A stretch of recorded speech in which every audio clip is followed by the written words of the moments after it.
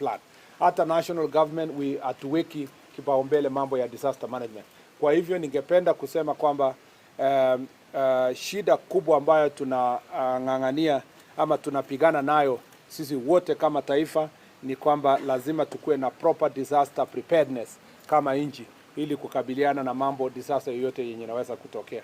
Katika ile mambo ya border protection huko Mandera, niliongea juzi na ningependa kurudia tena kusema kwamba taifa letu liko salama.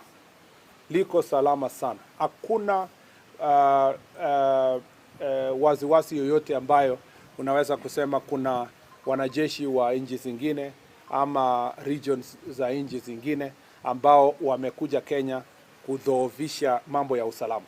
Hakuna kabisa. Ningependa kusema hakuna mtu yoyote kutoka nchi nyingine amekuja Kenya kwa minajili ya kuja kupigana na Wakenya ama kupigana na Kenya. Hakuna kabisa.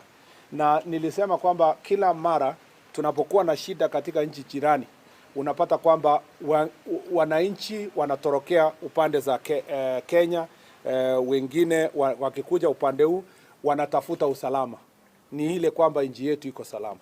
Na tunashirikiana na nchi jirani kuona kwamba wale watatorokea Kenya kwa kuhofia usalama wao huwa wanarudisha kwa njia ya usalama.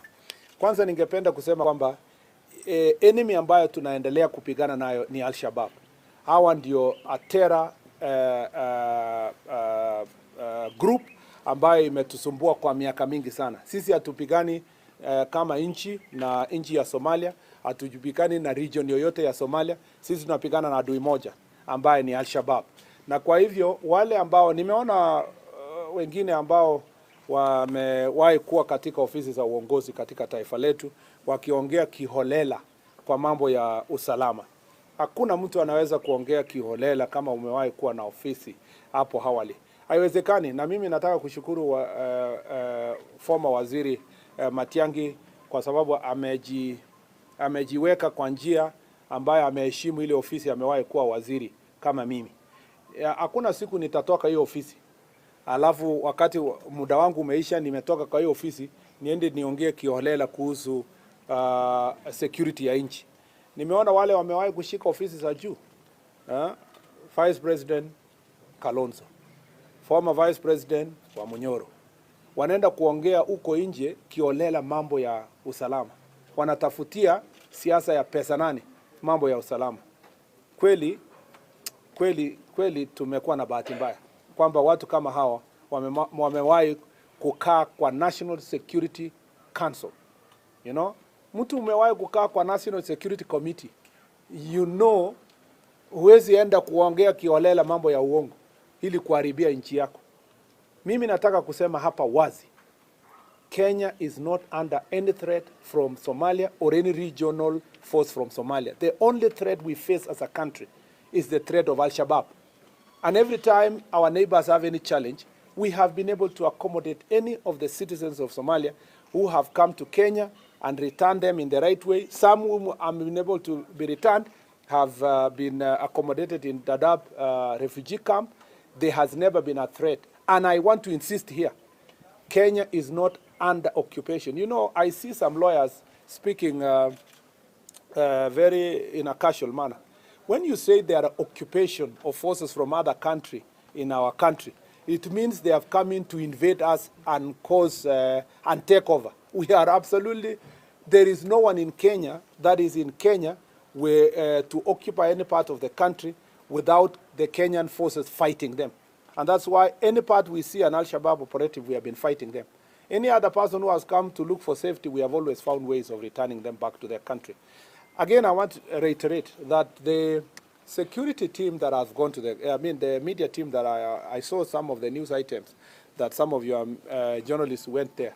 I saw them reporting from primary school in Mandera, reporting, interviewing our administrators in that region, and I didn't see any results to see that our schools are occupied or our people are under threat. Our country is safe, very safe, and I insist, very, very safe.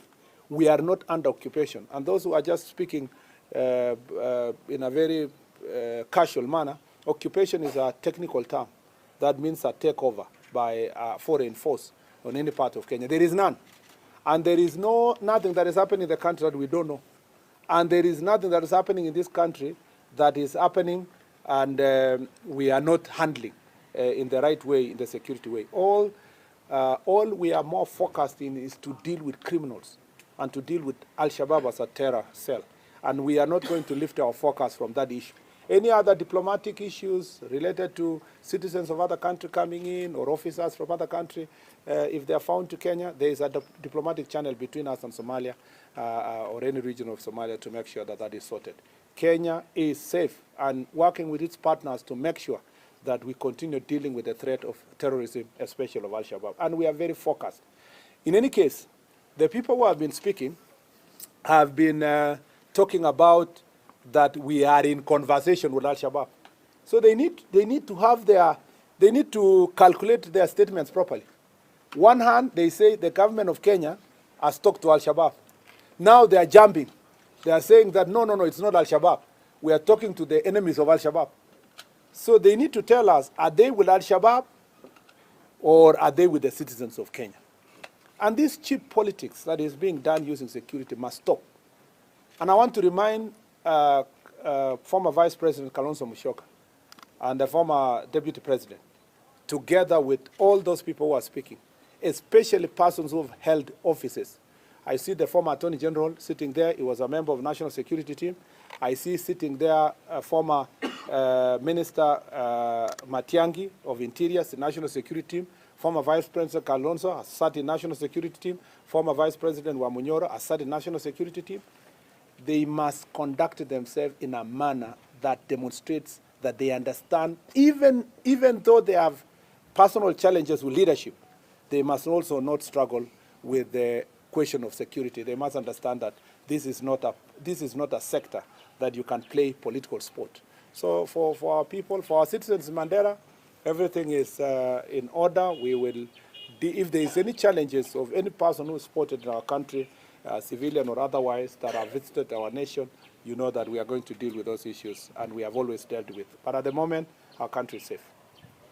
You